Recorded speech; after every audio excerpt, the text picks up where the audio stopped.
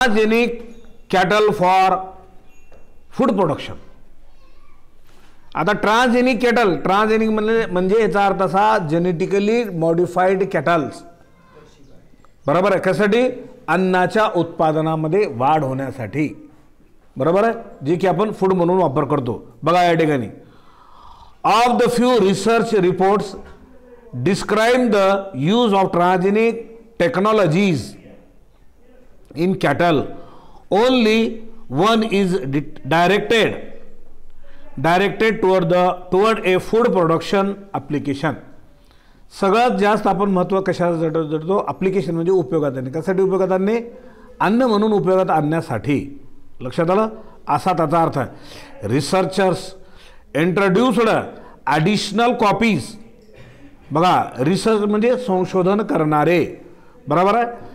Introduce the additional copies of ovine beta or kappa casein into dairy cattle and evaluated the effect on milk production. हे पदार्थ त्यांना दिल्यानंतर, औषधोपचाराचे पदार्थ दिल्यानंतर काय होतं? त्या ठिकाणी डेअरी म्हणून त्यांचं दुधाचं उत्पन्न वाढतं, बरोबर आहे. जनावरांना खाद्यपदार्थ तर देतो, काही आपण केमिकल त्यांना औषधोपचार जरी दिले तर त्यांना दुधाचं उत्पन्न वाढवण्यासाठी स्टिम्युलेशन होतं, बरोबर आहे. असे काही पदार्थ आहेत, असा त्याचा अर्थ आहे. त्याच्यानंतर त्या ठिकाणी पुढे म्हणलेलं आहे अँड कॉम्पोजिशन, बरोबर. कॉम्पोजिशन म्हणजे त्याच्यामध्ये असणारे घटक, दुधामध्ये असणारे विटॅमिन्स असतील, प्रोटीन असतील किंवा फॅट्स असतील किंवा आणखीन वेगवेगळे पदार्थ आपल्याला पौष्टिक शरीरासाठी आवश्यक असणारे ते घटक वाढण्यासाठी. Transgenic offsprings had an 8 to 20% increase in beta casein. Beta casein नावाच्या पदार्थामुळे त्या ठिकाणी उत्पन्न त्यांचं 8 ते 25% 20% वाढतं. 20% 8 ते 20%, बरोबर आहे. And a twofold increase in kappa casein. Kappa casein हा फार्मास्युटिकल प्रोडक्ट आपण त्या ठिकाणी दिल्यानंतर त्याच्यापेक्षाही डबलच होतो, असा त्याचा लक्षात आलं. असा त्यांनी त्या ठिकाणी दिलेलं आहे. त्याच्यानंतर D, transgenic cattle for human therapeutic production. Transgenic cattle for human therapeutic production. आता ट्रांसजेनिक ॲनिमलचा थेरापेटिक प्रोडक्शन, थेरापेटिक म्हणजे औषध उपचार करण्यासाठी. त्याच्यामध्ये ते काय या ठिकाणी बघा, second application for genetically modified cattle, अनुवांशिकदृष्ट्या विकसित झालेलं कॅटल जनावरं, is the production of human therapeutic protein. Is काय करतंय? Production of human therapeutic protein, मानवी थेरापेटिक प्रोटीन उपलब्ध करून देण्यासाठी, बरोबर आहे. Human protein that have been expressed in milk, दुधामध्ये, बरोबर आहे. त्याच्यामध्ये त्या ठिकाणी in milk include human lactoferrin, human alpha lacto किंवा lacto albumin, human serum albumin, human bile salt stimulated लायपेज. हे एन्झाईम्स आहेत, बरोबर आहे. हे त्यांना देऊन अप्रत्यक्ष काय केलं जातं? प्रोटीनचं उत्पन्न वाढवलं जातं. The mammary gland in dairy cow is an excellent protein production factory. Mammary gland म्हणजे गाईंचं स्तन ज्याला आपण म्हणतो ते काय केलं जातं त्या ठिकाणी? गाईचं स्तन is excellent protein production factory. अगोदरच आपण म्हणतो गाईचं दूध प्रोटीनच्या उत्पादनासाठी अत्यंत आवश्यक चांगलं आहे, बरोबर आहे. गाईचं, गावरान गाईचं दूध तर केव्हाही चांगलं या ठिकाणी म्हटलं जातं. आणि त्याच्यामध्ये काही सुधारित अशा पद्धतीने केलेल्या जे काही उत्पादनं आहेत गाईचं दुधामध्ये, प्रोटीनचं उत्पन्न वाढवण्याचं सुद्धा प्रमाण केलेलं आहे. ऑन द अदर हँड, दुसऱ्याच पद्धतीने जर सांगायचं म्हणलं तर काय, वन ट्रांसजेनिक काव would be more than sufficient for production of animal world. Supply of factor 9th कंसामध्ये प्लाझ्मा ब्लास्टीन components that is used in the treatment of the haemophilia. Haemophilia नावाचा रोग नियंत्रित करण्यासाठी सुद्धा या गाईचं दूध दिलं जातं. का? जेणेकरून त्याच्यापासून त्या ठिकाणी प्रोटीनचं प्रमाण जास्त मिळत असतो. हिमोफिलिया म्हणजे विनाकारण आपल्या शरीराच्या इनी ओपनिंगमधून ब्लिडिंग होत असेल, बरोबर आहे, ते कंट्रोल करण्यासाठी हा प्रोटीन त्याच्यामध्ये उपयोगी ठरतो. In 1990, Tracy the transgenic cow was born in Scotland and could produce a human protein in her milk for the human therapeutics. मानवी औषध उपचार म्हणून सुद्धा उपयोग केलेला आहे. Antibiotics are currently used for many different human clinical applications including treatment of infectious disease, cancer. बघा, infectious disease, cancer. त्याच्यानंतर transplanted organ rejection. Transplanted organ rejection म्हणजे ट्रान्सप्लांट केलेले ऑर्गन जर रिजेक्शन होत असेल तर, समजा एखाद्याला किडनी लागली असेल, किडनीची गरज पडते आपल्याला ट्रान्सप्लांट केलेली, ते जर रिजेक्शन जर होत असेल, कारण सूट होत नसेल तर, कारण सूट व्हावं लागते, किडनी ट्रान्सफर करण्यासाठी, हार्ट ट्रान्सप्लांट करण्यासाठी किंवा आणखीन आपल्या बॉडीचे अवयव ट्रान्सप्लांट करण्यासाठी त्या ठिकाणी देणार आणि घेणार, देणार जरी तयार झाला तर घेणाराला त्या ठिकाणी सूट होते का ते बघितलं जातं. त्याच्यामधून रिजेक्शन होणे म्हणून त्या ठिकाणी सुद्धा उपाययोजना केले जातात. त्याच्यानंतर ॲटोइम्यून डिसीज. ॲटोइम्यून म्हणजे ऑटोमॅटिक इम्युनिटी पॉवर वाढवणारं असा त्याचा रोगाच्या विरुद्ध. For use as antitoxin. Antitoxin म्हणजे विषाच्या विरुद्ध. टॉक्सिन म्हणजे विष, अँटी म्हणजे च्या विरुद्ध, विषाच्या विरुद्ध असा त्याचा. To make a human antibody products. The genetically modified cow are immunised with a vaccine containing the disease agents. परत आता या ठिकाणी काय म्हणतं बघा, to make the human antibodies product. To make the human antibody product. मानवामध्ये antibody वाढवणारं product. लक्षात आलं काय म्हणतो? आपल्या शरीरामध्ये अँटीबॉडीज वाढल्यानंतरच अँटीजनला त्याचा मारा करता येतो, बरोबर आहे. निसर्गतः आपल्या शरीरामध्ये WBC सेलमध्ये T सेल्स म्हणून असतात आपल्याला, WBC म्हणजे, बरोबर आहे. तर त्या पेशी आपल्याला त्या ठिकाणी काय करतात, आपल्या शरीरामध्ये अँटीबॉडीज तयार करतात असा त्याचा अर्थ आहे. म्हणून त्या ठिकाणी बघा इथं सांगितलेलं आहे, to make a human antibody product the genetically modified cow are immunised with a vaccine containing the disease agents. बरोबर आहे. मग व्हॅक्सिन कंटेनिंग, त्या व्हॅक्सिनमध्ये डिसीज एजंट्स, बरोबर आहे. तर त्याच्यानंतर आता बघा, नंतर आहे ट्रान्सजेनिक शिप. ट्रान्सजेनिक शिप म्हणजे अनुवांशिकदृष्ट्या विकसित केलेली मेंढी. बोला, काही नाही, निवांत बसला, पुस्तकं नाही, काही नाही, शाबाश. हां, कधी कधी काळा लोकांना नाही म्हणून तुम्हाला समोर बोललो होतो रे. The genes transfer technology is applied to sheep to produce the transgenic sheep. Gene टेक्नॉलॉजीचा उपयोग करून आपण शिपमध्ये काय करतो, produce the transgenic sheep, transgenic sheep तयार करू शकतो. Which are able to achieve the better growth. त्याच्यामध्ये ग्रोथ त्याचं चांगलं होऊ शकेल. And meat production as well as to serve as a bioreactor. त्याच्यामध्ये जैविक रिॲक्शन चांगल्या पद्धतीने होऊ शकेल असा त्याचा अर्थ आहे. ह्युमन ग्रोथ हार्मोन जीन्स, मानवी वाढ होणारे काही हार्मोन्स असतात, बरोबर. कधी कधी कमी वेळामध्ये अधिक लोकांचं कधी कधी वाढ झालेली आपल्याला दिसून येते. कधी कधी हार्मोन्स कमी सिक्रेशन केलं तर वाढ खुंटते. खूप जर ग्रोथ हार्मोन जर ते वाढले तर खूप आवश्यकतेपेक्षा जास्त माणसाची वाढ होते असा त्याचा अर्थ. बरोबर आहे. त्याच्यामध्ये या ठिकाणी काय, human growth hormone genes is introduced in sheep. त्या शिपमध्ये आपण जर ते जर इंट्रोड्यूस केलं तर काय होतं, for promoting the growth and meat production. त्याच्यामुळे काय होतं या ठिकाणी, प्रोड्युसिंग द ग्रोथ वाढणे आणि मीट प्रोडक्शन. बरोबर आहे. आणि मीटचा उत्पादन होणं. मीट म्हणजे मांस, हां मटन. लक्षात आलं. कारण खूप लोकांचं ते आहार आहे म्हणून त्या ठिकाणी आहाराची उपभोक्ता त्यांची गरज भासते असा त्याचा संदर्भ आहे. त्याच्यानंतर बॅक्टेरियल जीन्स. आता बॅक्टेरियल काही जीन्स सुद्धा आहेत.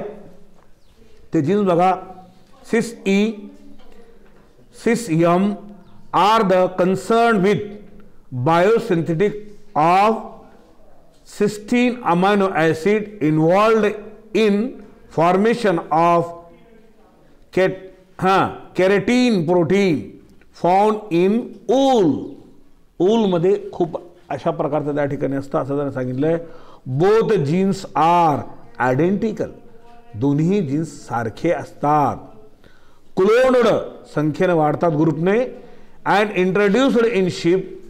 मग त्या शिपमध्ये इंट्रोड्यूस केले जातात आणि केल्यानंतर काय होतं, to increase the wool production. ऊलचं उत्पन्न वाढतं. And to improve the quality of wool. आणि त्या ऊलची क्वालिटी सुद्धा चांगली असते, वाढते असा त्याचा. त्याच्यानंतर आता आहे बघा F, transgenic sheep. Transgenic sheep झालं ट्रान्सजेनिक पिग. आता पिग म्हणजे हां डुक्कर आपल्याला माहीत आहे ते. The objective of genes transfer in pig is to increase the growth. आता यासाठी कशाचा उद्देश काय आहे त्या ठिकाणी म्हणते, त्यांचं त्या ठिकाणी मांस वाढणे. मी तुम्हाला सांगितलं याच्या अगोदर मी सांगितलं होतं, एका प्रदर्शनामध्ये मी पाहिलं होतं की पिग किती मोठं होतं, गाई एवढं होतं म्हणून सांगितलं होतं. बरोबर आहे.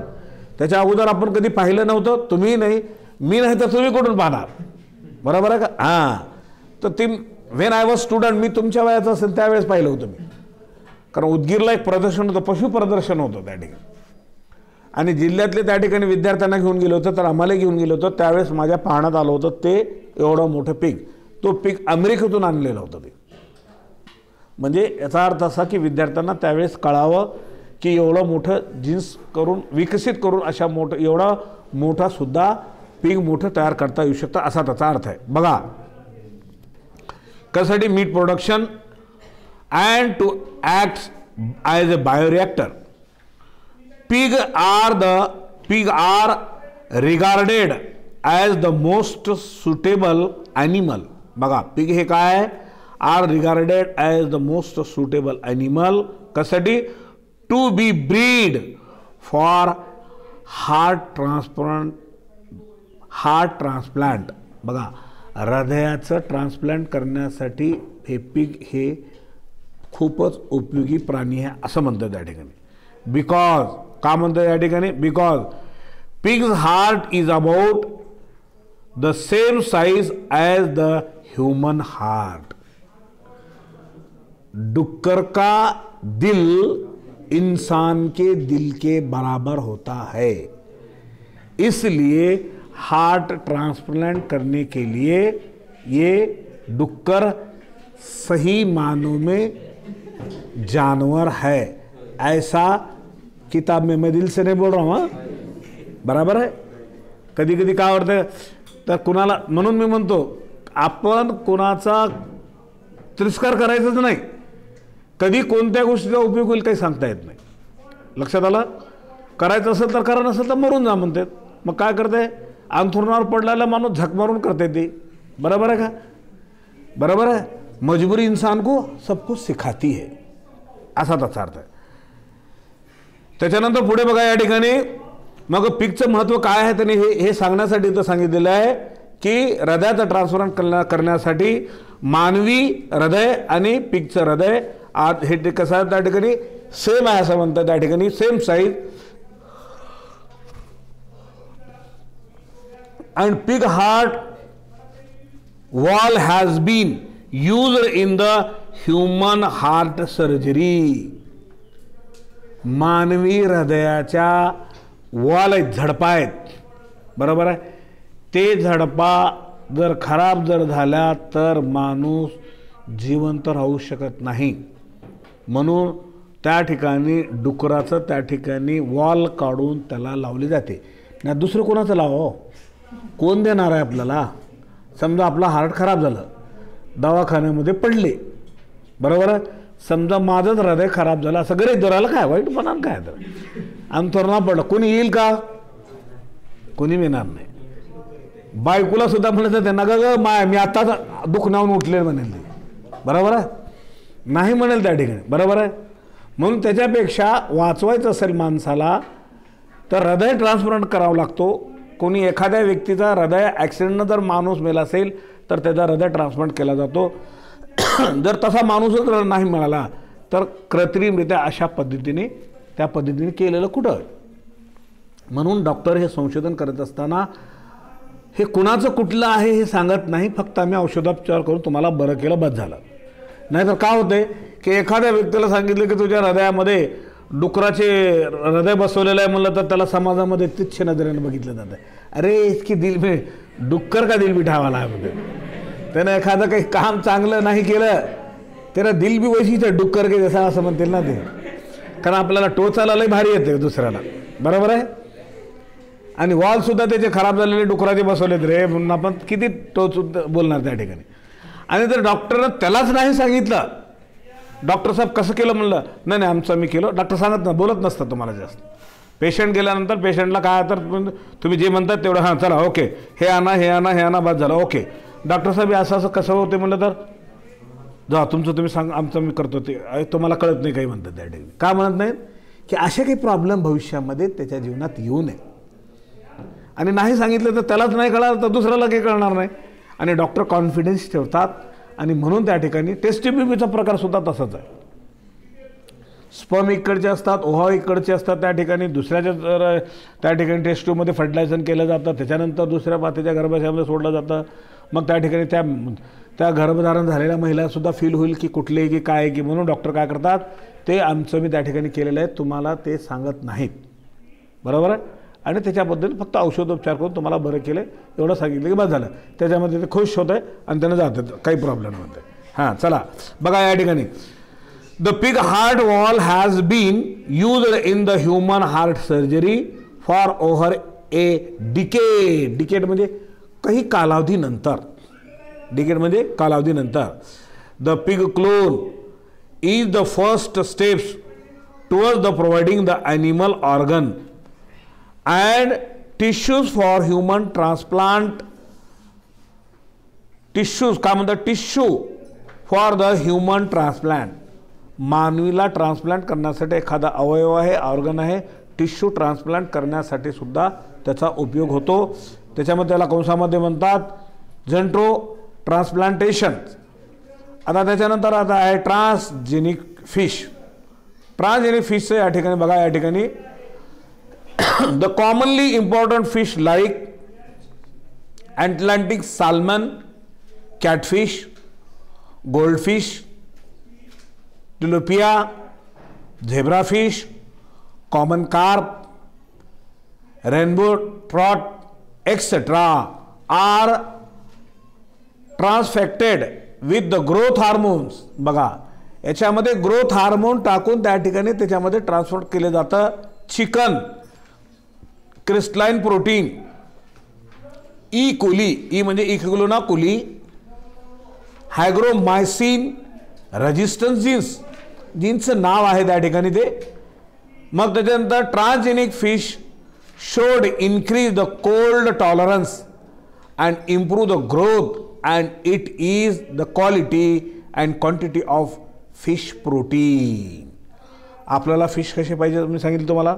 आणि फिशमध्ये काय असतं म्हणलं सांगितलं, आहारासाठी फिश चांगलं असतात असं मी कल्पना दिली होती. कोणाला फिश खायचं आवडतं कोणाला आवडत नाही तो विषय वेगळा. परंतु fish are the best protein जास्त कंटेंट असलेलं मांस असतं. त्याचं फॅट फ्री असतात, इजी फार डायजेशन असतं. आपल्या बायोलॉजीच्या शास्त्रामध्ये जी माहिती आली त्या संदर्भामध्ये तुम्हाला कल्पना दिली. त्याच्यापेक्षा जास्त प्रोटीन विकसित असलेले जे फिश असेल तर खूप चांगले असतात असं त्याने सांगितलेलं आहे. Transgenic fish shows increase the cold tolerance and improve the growth and it is the quality and quantity of fish proteins as well as its preservation. Preservation म्हणजे त्याला साठवून त्या ठिकाणी निर्माण केलेलं are the factor affecting the economically value of fish. जे economically value of fish, जे आर्थिकदृष्ट्या खूपच महत्त्वाचे जे काही फिशेस असतात, बरोबर, त्यांच्यासाठी विकसित केलं जातं. उदाहरणार्थ आहे काही fishes shark liver oil used as vitamin A, cod liver oil used as vitamin D, बरोबर. अशा काही फिशेस असतात की आपल्याला इकॉनॉमिकली इम्पॉर्टंट असतात, त्याचा उपयोग वेगवेगळ्या पद्धतीचा होतो असा त्या ठिकाणी त्याचा अर्थ आहे. त्याच्यानंतर आता बघा पुढे या ठिकाणी दिलेले आहे ट्रान्सजेनिक चिकन, बरोबर आहे. आता चिकनचं सुद्धा या ठिकाणी आहे also carry and express the foreign genes. बाहेरचं जीन्ससुद्धा त्या ठिकाणी कॅरी केलेलं आहे. They could be use to improve the genetic makeup of existing the strain with respect to built in कंसामध्ये in vivo resistance or viral and coccidial disease. आता काही किचनमध्ये चिकनमध्ये त्या ठिकाणी काय केलं जातं की अशा प्रकारचं या ठिकाणी विकसित केलेले व्हायरस असतात. तो व्हायरल इन्फेक्शनला सुद्धा तो चिकनचं त्या ठिकाणी डेथ होऊ नये म्हणून अशा प्रकारचं विकसित केलेलं आहे. व्हायरल इफिशियन्सी किंवा व्हायरल रेजिस्टन्स ज्याला आपण म्हणतो असा त्याचा अर्थ. मग त्याच्यानंतर त्या ठिकाणी बघा better feed efficiency, low fats and cholesterol level and high protein containing eggs and better meat quality. हे महत्त्वाचे. लो फॅट्स कमी असायला पाहिजे, कोलेस्ट्रॉल लेवलसुद्धा कमी असायला पाहिजे, बरोबर आहे. आणखीन हाय प्रोटीन कंटेनिंग एग्स, त्याच्यामध्ये त्या एग्समध्ये प्रोटीन जास्त असायला पाहिजे. बेटर द मीट क्वालिटी, त्याच्या मांसाची सुद्धा क्वालिटी असायला पाहिजे. तुम्हाला आणखीन एक सांगतो, बॉयलर नावाची जी जात आहे ना कोंबड्यांची, ती खाण्यासाठी उपयुक्त शरीरासाठी आपल्या चांगलं नाही, कारण त्याच्यामुळे फॅट्स त्याच्यात जास्त असतात, कोलेस्ट्रॉलचा प्रमाण जास्त असतो. आता काही लोक खात असतील तर खाण्यासाठी नाही, आता गरिबाचं अन्न म्हणून ठीक आहे, परंतु त्याच्यामुळे त्या ठिकाणी हार्ट अटॅक येण्याची शक्यता असते, BP सुद्धा जास्त वाढते. कुक्कुटपालनाच्या क्षेत्रामध्ये तुम्ही कुक्कुटपालनामध्ये गेलं तर ते त्या कोंबड्या इंजेक्शन देऊन वाढवलेले असतात. एक दुसरं त्या ठिकाणी त्याला आर्टिफिशियली हार्मोन्स दिले जातात. 2 तिसरं त्या कुक्कुटपालनामध्ये बघितलं तर ते स्वतः कोंबड्या हार्ट अटॅकने मरतात काही. लक्षात आलं काय म्हणतो. आणि कुणाला जर खायचं असेल, आता मजबुरीने आता नाही, आता कुठे लग्नामध्ये कार्यक्रमामध्ये सर्रास त्याचंच जेवण चालू आहे, बरोबर आहे. मोठमोठ्या शहरामध्ये जर गेलं तुम्ही, आता आपल्या ग्रामीण भागामध्ये तेवढं नाही, मोठमोठ्या शहरामध्ये कोंबड्यांचं त्या ठिकाणी, कोंबड्या कोणत्या म्हणलं तर बॉयलर, बराबर है. खाने के अंदर हरा चिकन, लाल चिकन, उसकी बिरयानी, ये अपना खाना चालू. परंतु मला जे माहीत आहे ते सांगतो तुम्हाला. मी खाऊ नका असं म्हणत नाही, मात्र त्याच्यानं हा प्रॉब्लेम होतो ते तुमचं तुम्ही ठरवायचं, बरोबर आहे. नाहीतर खाण्यामध्ये प्रमाण कमी ठेवायचं, कमी थोडंसं त्या ठिकाणी. लक्षात आलं काय म्हणतो. आणि खायचंच असेल तर गावरान चिकन हे खूप चांगलं असतं जर कोणी खाणारे असतील तर त्यांची. आणि त्याहीपेक्षा आणखीन सांगतो, शाकाहारी जेवण कधीही शरीरासाठी योग्य आहे. शाकाहारी जेवण शरीरासाठी योग्य आहे. त्याच्यामुळे त्या ठिकाणी शरीरामध्ये कोलेस्ट्रॉलचा प्रमाण वाढत नाही, चरबीचा प्रमाण वाढत नाही, BP वाढत नाही, शुगरचा वेगळा विषय आहे, मात्र हार्ट अटॅकसुद्धा प्रमाण कमी असतो. जे मांसाहारी लोग आहेत, गोश्त खाने वाले जो लोग हैं, उनको है हार्ट अटैक का प्रमाण ज़्यादा होता है, बराबर है. तो इसलिए खाना है तो थोड़ा सा ही खाना है. ये सारी चीज़ें बता रहा हूँ मैं, क्या करना है तुम्हारा, तुम डिसाइड करना, बराबर है। तो इसलिए क्योंकि ये बॉयलर जो है ना, ये बॉयलर की ज़ात ऐसी होती है, इतना सा बच्चा 8 दिन में आधा किलो का हो जाता हो, सब आर्टिफिशियल देखिए। कारण आता कुक्कुटपालन आता मलाही माहीत नव्हतं ते कुक्कुटपालनात आता आमच्या भावाकडे असल्यामुळे कधी कधी जाण्याचा योग होतो, प्रसंग बघण्याचा येतो, मग त्याच्यामुळे मला लक्षात आलं. अरे मी म्हटलं हे कोंबड्या कसं का मेले तरी एवढं, ह्याच्यातून 600-700 कोंबड्या त्याच्यातून, या फॉर्ममधून 10-12 मेलेले, या फॉर्ममधून 10-12. म्हटलं कसं काय मेले? नाही साहेब इसको अटॅक आता है म्हटलं त्याला. हां, अटॅक कधी येते? चरबीचा प्रमाण जास्त वाढल्यानंतर. माणसांना चरबीचा प्रमाण जास्त वाढलं तर होतो, हे लक्षात असावं तुमच्या, म्हणून तुम्हाला कल्पना दिली. म्हणून ते थोडंसं काळजी घ्यायची असा त्याचा अर्थ आहे. म्हणून आता या ठिकाणी काय म्हणत होता,